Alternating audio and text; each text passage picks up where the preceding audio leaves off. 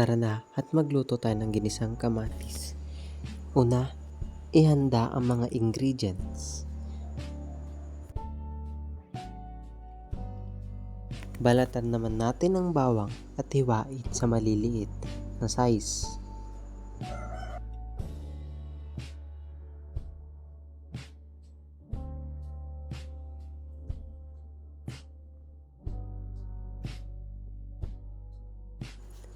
Balatan natin ngayon ang sibuyas at hiwain natin sa maliliit na size.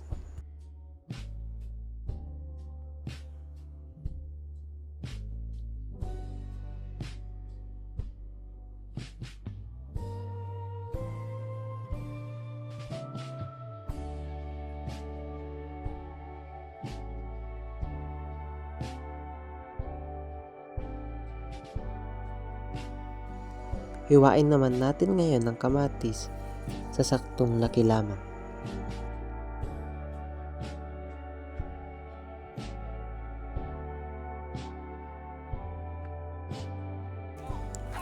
Ngayon naman, hugasan natin ang manok dahil nga nahati na ito sa pinagbilhan namin kanina.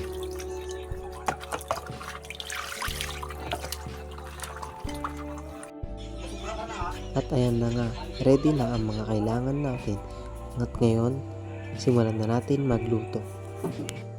Una, magpainit ng mantika. Kapag mainit ng mantika, ilagay ang bawang, sibuyas. At ngayon, ilagay na natin ang kamatis dahil nga nakalimutan kong i-video sa paglagay ko ng bawang at sibuyas kanina. Haluin lang natin ito at pakuluan ng ilang minuto.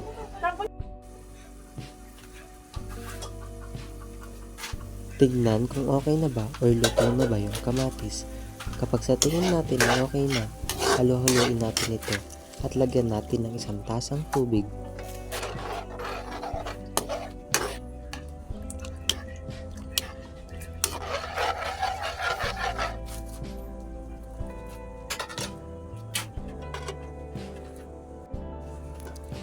Kapag kumulo na, ngayon, ilagay naman natin ang manok.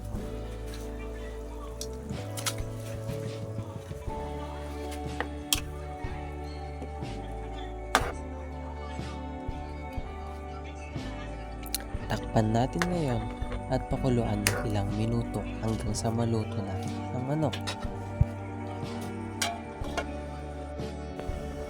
Kapag kumulo na siya, tignan natin tapos halu-haluin natin para mabalance yung pagkakaluto ng manok.